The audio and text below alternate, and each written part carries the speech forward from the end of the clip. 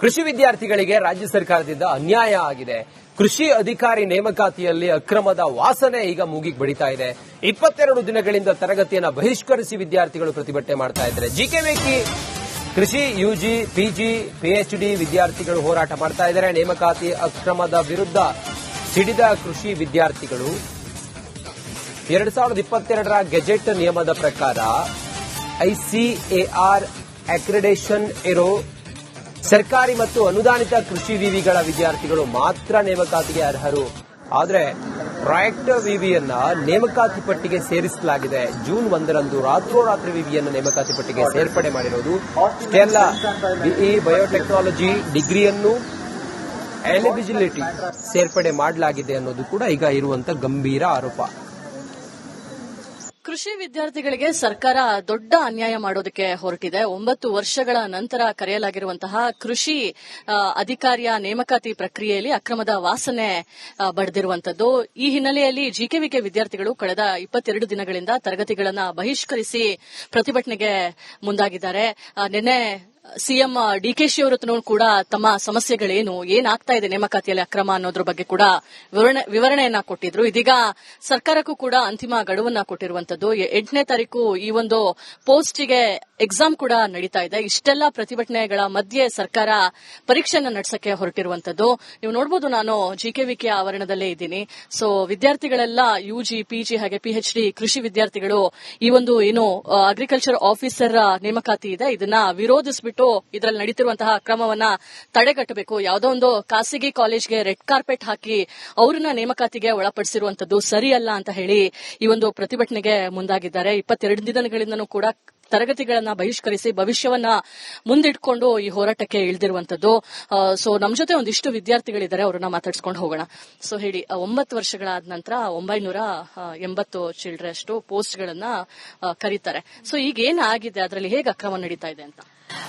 Ma'am, ಏನಂದ್ರೆ ಈ C&R rules ಪ್ರಕಾರ ಐಸಿಆರ್ ಅಕ್ರಿಡೇಷನ್ ಇರುವಂತ ಕಾಲೇಜಸ್ ಮತ್ತೆ ಅಲ್ಲಿ ಓದುವಂತ ಸ್ಟೂಡೆಂಟ್ಸ್ ಗೆ ಮಾತ್ರ AO ಎಕ್ಸಾಮಿಗೆ ಬರೆಯೋಕೆ ಪರ್ಮಿಷನ್ ಇದ್ದಿದ್ದು ಮ್ಯಾಮ್.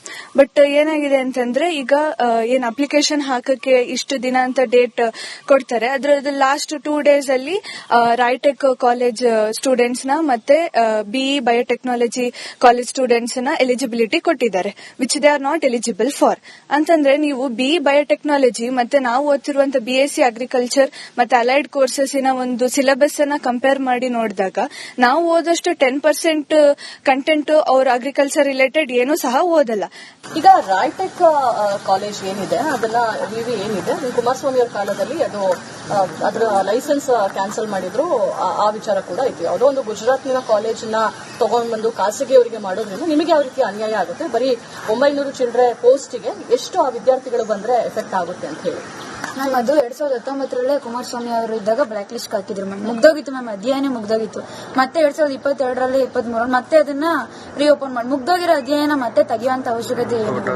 ಐಕರ್ ಮಾನ್ಯತೆ ವಿಶ್ವವಿದ್ಯಾಲಯ ಪಡೆದಿಲ್ಲ ಮ್ಯಾಮ್, ಆದ್ರೂ ಕೂಡ ಅವ್ರಿಗೆ AO ಎಕ್ಸಾಮ್ ಬರೀಬಹುದು ಅಂತ ಈಗಿನ ಸರ್ಕಾರ ಕೊಟ್ಟಿದೆ ಮ್ಯಾಮ್. ಸಿಎಂ ಮಾತಿನ ಮೇಲೆ ಭರವಸೆ ಇದೆ, 24 ಗಂಟೆಯಲ್ಲಿ ನಾವೇನು ಅಂತ ನೋಡ್ತೀವಿ ಅಂತ. ಜೊತೆಗೆ ಕೃಷಿ ಸಚಿವರು ಮುಖ್ಯವಾಗಿಲ್ಲ. ಹೌದು, ಕೃಷಿ ಸಚಿವರು ಒಂದಿಲ್ಲ.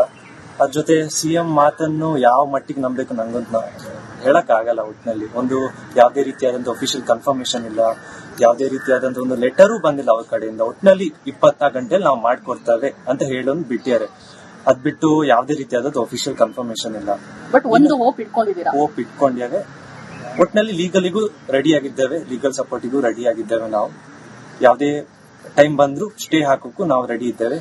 ಓಕೆ, ಸೊ ಇವಿಷ್ಟು ವಿದ್ಯಾರ್ಥಿಗಳ ಮಾತು. ಅಂದ್ರೆ ಪ್ರಮುಖವಾಗಿ ರೈಟೆಕ್ ಯೂನಿವರ್ಸಿಟಿ ಜೊತೆಗೆ ಮತ್ತೊಂದು ಟೆಕ್ನಾಲಜಿ ರಿಲೇಟೆಡ್ ಕೋರ್ಸ್ ಅವರಿಗೆ ಕೂಡ ಈ ಒಂದು ನೇಮಕಾತಿಯಲ್ಲಿ ಅವಕಾಶ ಮಾಡಿಕೊಟ್ಟಿರೋದು ಸರಿ ಅಲ್ಲ ಅಂತ ಹೇಳಿ ವಿದ್ಯಾರ್ಥಿಗಳು ಈಗಾಗಲೇ ಅಸಮಾಧಾನವನ್ನು ಕೂಡ ಹೊರಹಾಕ್ತಾ ಇದ್ದಾರೆ. ಅಷ್ಟೇ ಅಲ್ಲ, ಈ ಹೋರಾಟವನ್ನ ಮುಂದಿನ ದಿನಗಳಲ್ಲಿ ಮತ್ತಷ್ಟು ದೊಡ್ಡ ರೀತಿಯಲ್ಲಿ ತಗೊಂಡು ಹೋಗಬೇಕು ಅಂತ ನಾಳೆ ಫ್ರೀಡಂ ಪಾರ್ಕ್ ನಲ್ಲಿ ದೊಡ್ಡ ಮಟ್ಟದ ಹೋರಾಟಕ್ಕೂ ಕೂಡ ಯೋಚನೆಯನ್ನ ಮಾಡಿರುವಂತದ್ದು. ಕ್ಯಾಮರಾ ಪರ್ಸನ್ ಶಿವಶಂಕರ್ ಜೊತೆ ದೀಪ್ತಿ ತೋರ್ಪಡೆ, ರಿಪಬ್ಲಿಕ್ ಕನ್ನಡ, ಬೆಂಗಳೂರು.